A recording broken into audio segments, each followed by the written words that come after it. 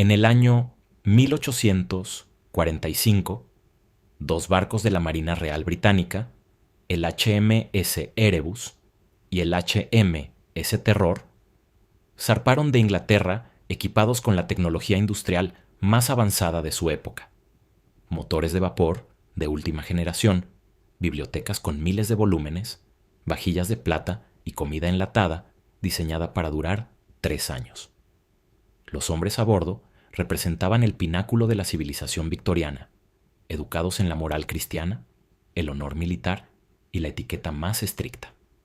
3 años después, atrapados en el hielo implacable del Ártico y con las provisiones contaminadas, aquellos mismos oficiales educados comenzaron a cortarle la carne a los cadáveres de sus compañeros para comerla cruda. No hubo una degradación progresiva de la fe ni un debate filosófico sobre la ética de la supervivencia. En el instante preciso en que el balance calórico cayó por debajo del mínimo biológico necesario, la educación, la religión y el orgullo imperial se evaporaron como agua sobre una plancha caliente. La alta moralidad victoriana no era una virtud intrínseca del alma humana, sino un lujo que solo se podía costear mientras existieran calorías disponibles en el plato. La ilusión más peligrosa del mundo contemporáneo es creer que nuestros principios éticos, los derechos humanos y la empatía universal son el resultado de un progreso intelectual inevitable. Asumimos con suficiencia que somos más civilizados que nuestros ancestros, porque condenamos la violencia, defendemos la inclusión y valoramos la paz. Sin embargo, la física y la termodinámica nos entregan una respuesta mucho más fría y desencantada. La moralidad no es una conquista espiritual, es únicamente el sobrante de un superávit energético. Toda la arquitectura de nuestros valores nobles florece de forma exclusiva cuando la energía barata, la comida abundante y la infraestructura segura están garantizadas. La ética es, en el sentido más literal de la palabra, un lujo térmico. Cuando un sistema social acumula energía de sobra, puede darse el privilegio de financiar la tolerancia, la justicia distributiva y la compasión hacia el débil. Pero en el momento en que el flujo energético se interrumpe, el edificio moral se derrumba con una velocidad espantosa, dejando al descubierto la verdadera estructura que nos gobierna. Para entender esta fragilidad, debemos observar cómo el cerebro humano procesa la toma de decisiones bajo la escasez. La corteza prefrontal, la región cerebral encargada del razonamiento abstracto, la planificación a largo plazo y la empatía, es un órgano metabólicamente carísimo. Consume cerca del 20% de la glucosa del cuerpo, a pesar de representar solo el 2% de su peso.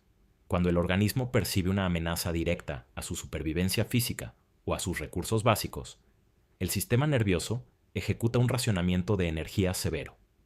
Suprime las funciones complejas de la corteza prefrontal y activa de forma inmediata la amígdala y las estructuras subcorticales primitivas. En este modo de emergencia, la mente deja de calcular la justicia abstracta y pasa a operar bajo la lógica estricta de la suma cero. Para que yo viva, otro debe perder. Las decisiones morales complejas requieren un superávit de glucosa. La desesperación, en cambio, utiliza el circuito más rápido y barato del cerebro.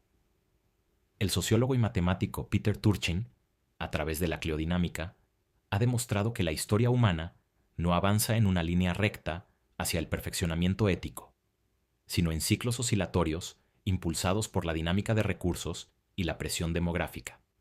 Cuando una civilización atraviesa una fase de expansión energética, la violencia interna cae, los derechos se expanden y la cohesión social alcanza su punto cúlmine. Pero a medida que la población crece y los recursos por habitante comienzan a decrecer, la competencia se vuelve feroz y la sociedad entra en una fase de colapso. En esa transición, los mismos ciudadanos que un decenio atrás promovían la fraternidad y el debate pacífico se organizan en facciones violentas para despojar al vecino. La historia no registra un solo ejemplo de una cultura que haya mantenido su sofisticación ética mientras su base material se desintegraba. La barbarie no es una regresión a un pasado lejano, sino el estado por defecto al que regresa cualquier grupo humano cuando se apagan las luces de la red eléctrica. Esta dinámica se vuelve aterradora al aplicarla al dilema del prisionero en escenarios de escasez absoluta. En condiciones de abundancia, la estrategia óptima dentro de la teoría de juegos es la cooperación mutua. Si hay suficiente comida y agua para todos, colaborar reduce los riesgos y maximiza el beneficio de los participantes, lo que da origen a la confianza institucional y a las normas sociales. Pero cuando la matriz de pagos cambia y los recursos resultan insuficientes para sostener a la totalidad del grupo, la cooperación se vuelve una estrategia suicida. Traicionar al otro antes de que él te traicione a ti se convierte en el único movimiento matemáticamente racional. Lo que llamamos maldad o crueldad en tiempos de crisis no es una falla moral individual, sino la ejecución impecable de una estrategia de supervivencia evolutiva que prioriza la transmisión del propio material genético a costa del competidor. Consideremos la caída de la República de Weimar en la Alemania de entreguerra. Una de las naciones más cultas, filosóficas y científicamente avanzadas de Europa, se transformó en un régimen monstruoso en cuestión de meses. No ocurrió porque la población decidiera repentinamente volverse malvada por un cambio ideológico fortuito.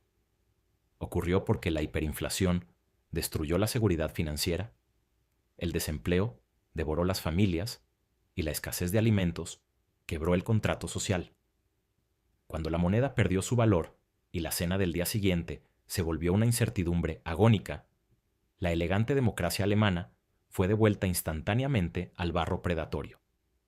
Las ideologías extremistas no crean la desesperación, únicamente ofrecen la justificación teórica para que una población hambrienta pueda saquear y aniquilar al grupo de al lado sin sentir el peso del remordimiento. El concepto de los derechos humanos universales es quizás el mayor monumento a este espejismo de la abundancia. Declarar que todo ser humano posee un valor intrínseco y merece protección, sin importar su origen, es un pensamiento hermoso que solo pudo haber sido redactado en recintos con aire acondicionado por personas que jamás tuvieron que pelear por una ración de trigo. En la naturaleza no existen los derechos, solo existen los nichos ecológicos y la transferencia de energía a través de la cadena alimenticia. Tu derecho a la propiedad privada existe únicamente mientras exista un cuerpo de policía alimentado y pagado para defenderlo. Tu derecho a la libertad de expresión existe mientras el Estado tenga el superávit necesario para tolerar la disidencia sin colapsar. En el instante en que una sequía prolongada o un colapso energético paralizan los suministros de una metrópoli, el concepto de derecho se disuelve en menos de 72 horas, reemplazado por la ley del garrote y la dominación física directa.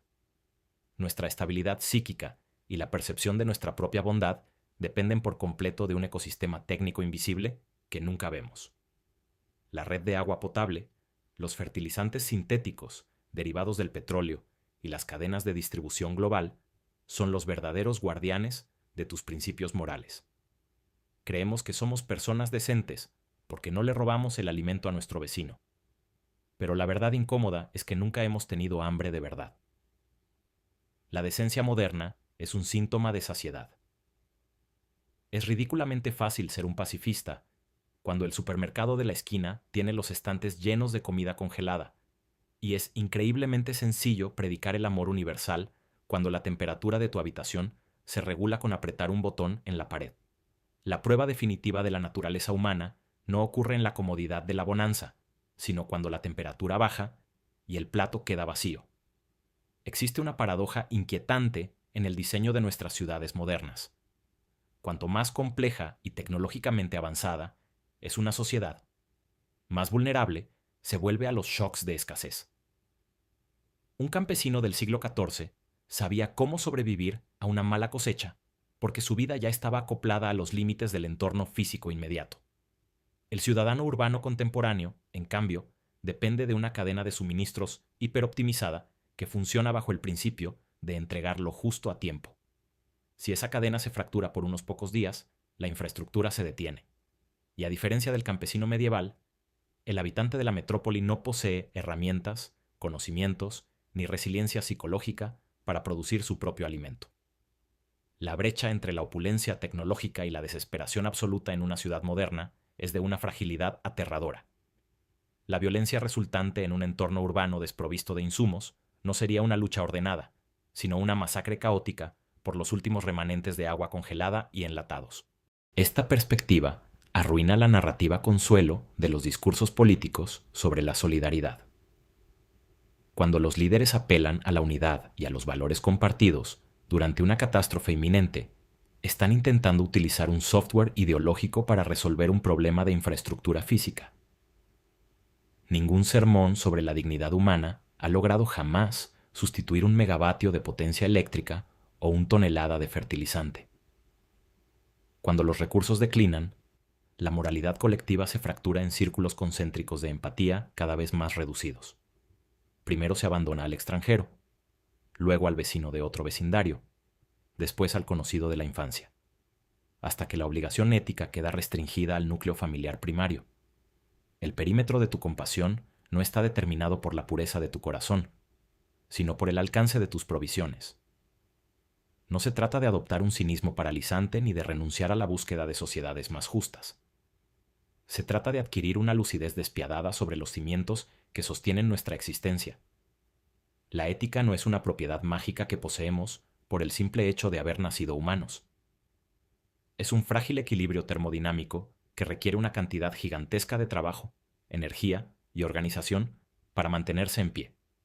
Cada vez que defendemos la tolerancia, el respeto o la empatía, no estamos celebrando un triunfo de la evolución espiritual de la especie.